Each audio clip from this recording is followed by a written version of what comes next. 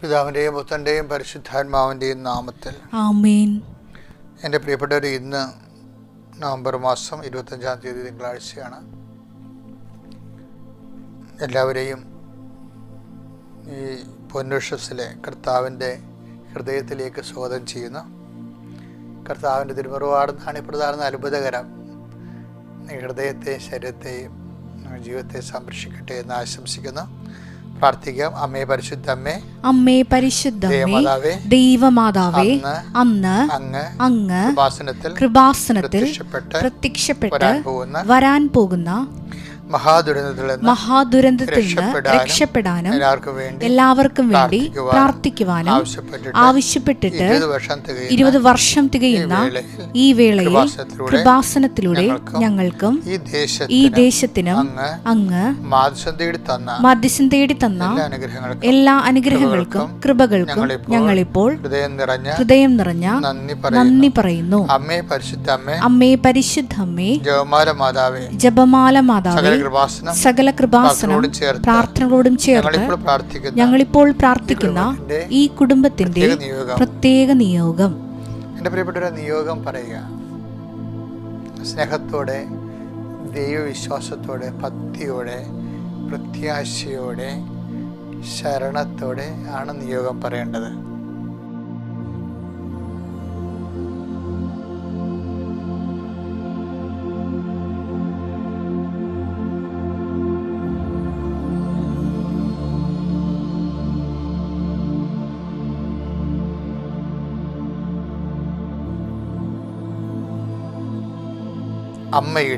അമ്മയുടെ പ്രത്യക്ഷീകരണത്തിന്റെ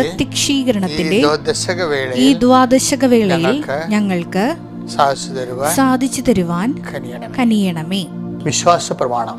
സർവശക്തനായ പിതാവും ആകാശത്തിന്റെയും ഭൂമിയുടെയും സൃഷ്ടാവുമായ ദൈവത്തിൽ ഞാൻ വിശ്വസിക്കുന്നു. അവിടുത്തെ ഏകപുത്രനും ഞങ്ങളുടെ കർത്താവുമായ ഈശോ മിശിഹായിലും ഞാൻ വിശ്വസിക്കുന്നു.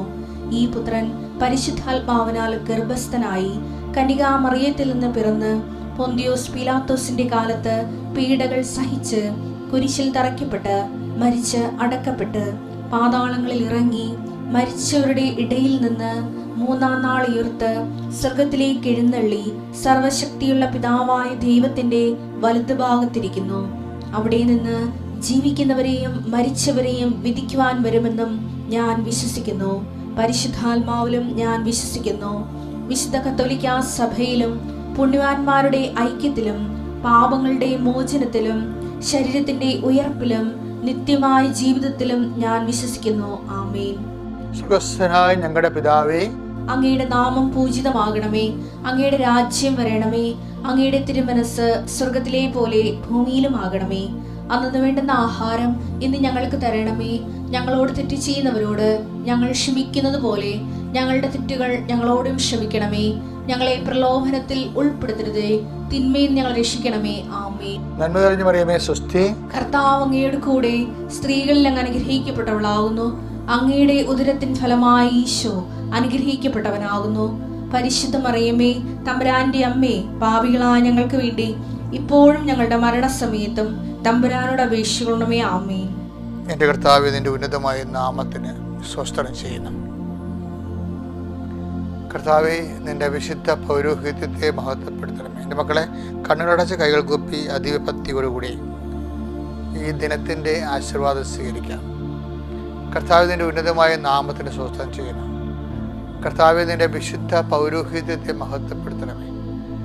കർത്താവെ, സഭയിലുള്ള സാന്നിധ്യം പ്രകടമാക്കണം. 38 വർഷം ഞാൻ അർപ്പിച്ച കുർബാനയുടെ യുഗതിയാൽ കൃപാസ്ഥാനത്താറെ ജീവനോടെ പ്രത്യക്ഷപ്പെട്ട പരിശുദ്ധ അമ്മയുടെ മാധ്യസ്ഥത്തിൽ കർത്താവെ, ഇന്നത്തെ മുഴുവൻ നിയോഗങ്ങൾ അങ്ങേക്ക് സമർപ്പിച്ചുകൊണ്ട് അങ്ങയുടെ മക്കൾ പോകുന്ന വഴികൾ, ഇടപെടുന്ന വ്യക്തികൾ, സന്ദർശിക്കുന്ന സ്ഥാപനങ്ങൾ,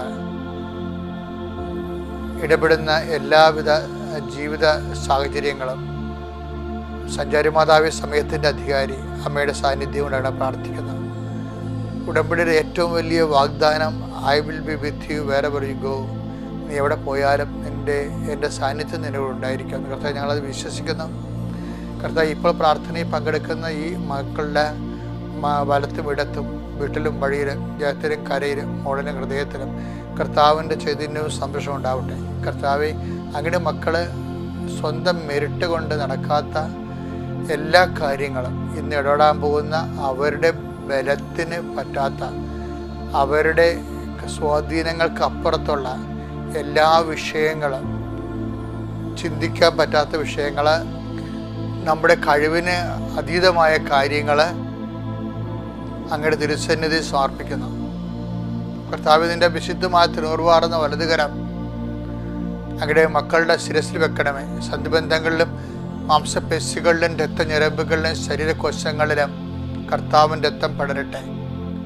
ദൈവത്തിൻ്റെ കരുണ നിങ്ങളിലേക്ക് ആവശ്യിക്കട്ടെ. ദൈവത്തിൻ്റെ കരുണ നിങ്ങളിലേക്ക് ആവശ്യിക്കട്ടെ.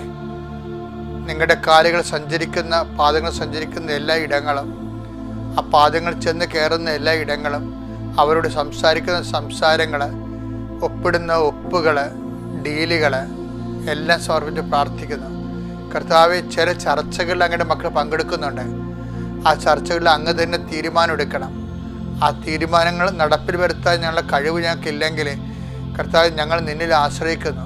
നിൻ്റെ കാരുണ്യം കൊണ്ട് ആ മേഖലയെല്ലാം ഇടപെടണം. കർത്താവ്, പലപ്പോഴും ഉടമ്പടിയിൽ ഇരിക്കുന്നവർക്ക് പല വിഷയങ്ങളും ലൈറ്റ് വെയ്റ്റാണ്, ഫെദർ ടച്ചാണ്. അതുപോലെ കർത്താവെ, ഒരു തൂവലിൻ്റെ ലാഘവത്തിൽ എല്ലാം ഭാരലഘുത്വം കൊടുക്കണമെന്ന് പ്രാർത്ഥിക്കുന്നു. ദൈവത്തിൻ്റെ കരുണ നിങ്ങളെ ആവശ്യിക്കുകയും ഉടമ്പടിയുടെ വാഗ്ദാനങ്ങളായ ഭാരലഘുത്വവും സമയച്ചുരുക്കവും നിങ്ങളുടെ ജീവിതത്തിൽ അവകാശവും ഓഹരിയുമാകട്ടെ. നിങ്ങൾ ചെയ്യേണ്ട കാര്യം നിങ്ങൾക്ക് വേണ്ടി കർത്താവ് ചെയ്യാനും, പിത്തള വാതിലുകൾ നിങ്ങൾക്ക് വേണ്ടി തുറക്കപ്പെടാനും, ഇരുമ്പ് ഓടാൻപുകൾ നിങ്ങൾക്ക് വേണ്ടി തകർക്കപ്പെടാനും കർത്താവിൻ്റെ കാരുണ്യം നിങ്ങൾ ആവശ്യിക്കട്ടെ.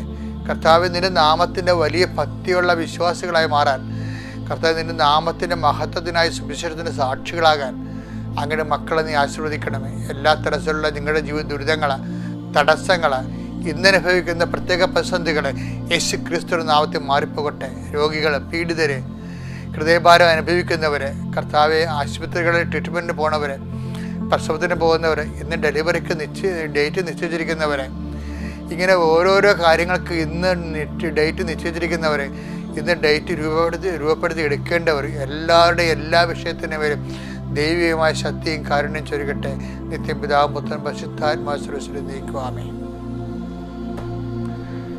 എൻ്റെ പ്രിയപ്പെട്ടവരെ, ഇന്ന് നവംബർ മാസം 25-ാം തീയതി തിങ്കളാഴ്ച നമ്മൾ വായിക്കുന്ന വചനം യോഹന്നാന്റെ സുവിശേഷം 13-ാം അധ്യായം 7-ാമത്തെ വാക്യമാണ്.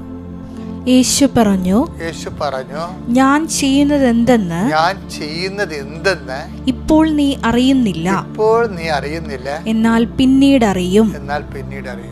എൻ്റെ പ്രിയപ്പെട്ടവരെ, ഇതേ സത്യം പറഞ്ഞാൽ ഈ ദൈവവചനത്തിൻ്റെ ഒരു പ്രത്യേകത എന്ന് പറയുന്നത്, നമ്മളതിൻ്റെ ഒരു ഹിസ്റ്റോറിക്കൽ കോണ്ടസ്റ്റ് ഉണ്ടാകും, ചരിത്രപരമായ ഒരു പശ്ചാത്തലം അതിനുണ്ടാകും. പക്ഷെ ദൈവവചനം എന്ന് പറയുന്നത് ആ ഒരു ചരിത്രപരമായ പശ്ചാത്തലത്തിൽ മാത്രം കുടുങ്ങിക്കിടക്കുന്ന, പരിമിതപ്പെടുത്തുന്ന ഒന്നല്ല. കർത്താവ് എന്താ പറയുന്നത്? ആകാശവും ഭൂമിയും ഉള്ളിടത്തോളം കാലം എൻ്റെ വചനങ്ങൾക്ക് വള്ളിയോ പുള്ളിയോ മാറ്റം ഉണ്ടാകത്തില്ലെന്ന് പറഞ്ഞു. അപ്പോൾ ദൈവവചനം ആകാശത്തിൻ്റെയും ഭൂമിയുടെയും ഒപ്പം, എന്ന് വെച്ചാൽ നമ്മുടെ ആകാശം എന്ന് പറയുന്നത് എന്താണ്? നമ്മുടെ സ്ഥലം, അത് നമ്മുടെ സമയം. ഭൂമി എന്ന് പറയുന്നത് എന്താണ്? നമ്മുടെ സ്ഥലം. അപ്പോൾ ഒരു ഈവൻ്റ് സംഭവിക്കണത് എങ്ങനെയാണ്? ഒന്നെങ്കിൽ ഒരു ഭൂമിയിലും ഒരു ആകാശത്തിലുമാണ്, ഒരു സ്ഥലത്തിലും ഒരു സമയത്തിലുമാണ് സംഭവിക്കുന്നത്. ഈ ആകാശം ഭൂമിയും ഒപ്പമാണ് വള്ളിപുള്ളി മാറ്റമില്ലാത്ത വചനം സഞ്ചരിക്കുന്നത്. അപ്പോൾ നമ്മുടെ ആകാശത്തിൻ്റെയും നമ്മുടെ ഭൂമിയുടെയും ആ സ്ഥലകാലങ്ങളിൽ സംഭവിക്കുന്ന നമ്മുടെ സംഭവങ്ങളുടെയും നിയന്താവാരാണ്? വചനമാണ്. അതുകൊണ്ട് തന്നെ വചനം ഓരോരോ സംഭവങ്ങൾക്കും ഓരോ സ്ഥലത്തിനും ഓരോ സമയത്തും അനിർവീക്ഷണമായി ഇതിൻ്റെ മീഡിയം ചേഞ്ച് ചെയ്തുകൊണ്ടിരിക്കും, ഇതിൻ്റെ അർത്ഥം ചേഞ്ച് ചെയ്തുകൊണ്ടിരിക്കും. ഇപ്പോൾ ഈശോ എന്താ പറഞ്ഞത്? അപ്പോസ്തലന്മാരുടെ കാല് കഴുകിയപ്പോൾ 10 ദിവസത്തെ അടഞ്ഞപ്പോഴാണ് ഈശോ പറഞ്ഞത്, എന്ത് പറഞ്ഞത്?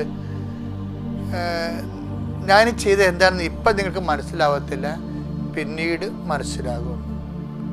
അപ്പോൾ അതിന് നമ്മളവർക്ക് ആ ഒരു കോണ്ടസ്റ്റല്ലേ ഉള്ളൂ എന്ന് വിചാരിക്കും. അങ്ങനെയല്ല. കർത്താവിൻ്റെ എല്ലാ ജീവനകളും ഏറെക്കുറെ ഇങ്ങനെ തന്നെയാണ്. ദൈവം നമ്മുടെ ജീവിതത്തിൽ പ്രവർത്തിക്കുന്ന പല കാര്യങ്ങളും ചിലപ്പോൾ തിന്മയായിട്ടായിരിക്കും സംഭവിക്കുന്നത്. പക്ഷെ അപ്പം നമുക്കത് മനസ്സിലാവത്തില്ല. ഞാൻ നാട്ടിൽ ജീവിക്കുന്ന കാലത്ത് ഞങ്ങളുടെ നാട്ടിലുള്ള ഞങ്ങളുടെ പറമ്പിലേക്ക് ഒഴുകുന്ന ഒഴുകുന്ന ആ സ്ഥലം ഒരു സഹോദരൻ കെട്ടിയടച്ച് കളഞ്ഞു. അദ്ദേഹത്തിൻ്റെ പറമ്പ് കെട്ടിയടച്ചപ്പോൾ പിന്നെ വെള്ളമൊഴുക്കില്ലാതെ. അപ്പോൾ ഞങ്ങൾക്ക് പരിഭ്രമിച്ചു പോയി. കാര്യം എന്താ, പിന്നെ വെള്ളം വരുമ്പോൾ ഭയങ്കര വെള്ളപ്പൊക്കം ഉണ്ടാകും. അപ്പോൾ നമ്മൾ എന്ത് ചെയ്യുമെന്ന്. പക്ഷേ വിശ്വസിക്കുന്നവനെ സംബന്ധിച്ചിടത്തോളം ആ സഹോദരൻ്റെ കരുത്തിൽ പോയി കയറാനോ അത് കേസാക്കാനോ ഒന്നും നമ്മൾ തയ്യാറല്ല. നമ്മൾ ജപമാല എടുത്ത്, എൻ്റെ അപ്പനും നല്ല പ്രാർത്ഥനയുള്ള ആളായിരുന്നു, അത് ജപമാല എടുത്ത് പ്രാർത്ഥിക്കും. പക്ഷേ എന്നാ സംഭവിച്ചു, കുറച്ച് കാലം കഴിഞ്ഞപ്പോൾ ഞങ്ങളുടെ വസ്തുവൊക്കെ ചിട്ടിക്ക് ഈടായിപ്പോയി, ജപ്തിയായി പോയി. അപ്പോൾ എങ്ങനെ ജീവിക്കും? കാർഷിക പണി ചെയ്താണ് അപ്പം ജീവിച്ചത്. ഞാൻ 6ാം ക്ലാസ് തൊട്ട് 10ാം ക്ലാസ് വരെ, അപ്പം മരിക്കണവരെ. പക്ഷെ കാർഷിക പണി ചെയ്യണമെങ്കിൽ എന്ത് വേണം? പായലുകൾ വേണം. കാര്യം അല്ലെങ്കിൽ രാസവളം മേടിച്ചിട്ടോ മുതലാകൂല. അപ്പോൾ എന്ത്, ഞങ്ങളുടെ പോടച്ചുകയങ്ങളെല്ലാം ഈ ഉപ്പുവെള്ളം കയറണത് ആ സഹോദരൻ തടഞ്ഞ്. ശരിക്കും ഞാൻ സഹോദരനെ കൊണ്ട് ചെയ്യിച്ചത് കർത്താവാണെന്നാണ് ഇപ്പോൾ ഞങ്ങൾ വിചാരിക്കണത്. എന്താ കാര്യം? അപ്പോൾ ഞങ്ങളുടെ വെള്ളം നല്ല വെള്ളമായി. നല്ല വെള്ളത്തിൽ ഒത്തിരിയേറെ ലക്ഷക്കണക്കിന് ടൺ പായലുകൾ. അപ്പം ഒരു 10-20 വാഴ വെച്ച് അതെല്ലാം ഈ പായൽ വാരി വെച്ചാണ് അതിനെല്ലാം വളർത്തിയത്. ആ മനുഷ്യൻ അത് ചെയ്തില്ലായിരുന്നെങ്കിൽ ആ ഉപ്പുവെള്ളം കയറി ഞങ്ങൾക്ക് ജീവിക്കാൻ പറ്റാത്ത കണ്ടീഷൻസ് വന്നേനും. തേങ്ങയെല്ലാം ചെറുതായി പോയാലും. ഇപ്പോൾ നല്ല വെള്ളം കയറിയപ്പോൾ തേങ്ങയെല്ലാം വലുതായി. അപ്പോൾ കാർഷിക വെള്ളം കിട്ടാൻ തുടങ്ങി. പിന്നെ കാർഷിക മേഖലയിലെല്ലാം അഭിവൃദ്ധി ഉണ്ടായി. അപ്പോഴേ ഞാനീ ചെയ്തത് എന്താണെന്ന് ഇപ്പം നിങ്ങൾക്ക് മനസ്സിലാവത്തില്ല, പിന്നീട് മനസ്സിലാവുന്ന. ഇപ്പം നിങ്ങൾക്ക് മനസ്സിലായ ഇതാണ് ജീവിതാനുഭവങ്ങളെന്ന് പറയുന്നത്. ഒരിക്കലും നമ്മൾ ഓർക്കും നമ്മൾക്ക് എതിരാണ് ചെയ്യണമെന്ന്. അങ്ങനെയല്ല. ദൈവഭക്തന് എതിരെ ആർക്കും നിൽക്കാൻ പറ്റത്തില്ല. ആദ്യം നീ ഭക്തിയുള്ളവനാവുക, ശക്തനായിരിക്കുക, ധീരനായിരിക്കുക. കർത്താവ് നിൻ്റെ കൂടെ. Praise the Lord.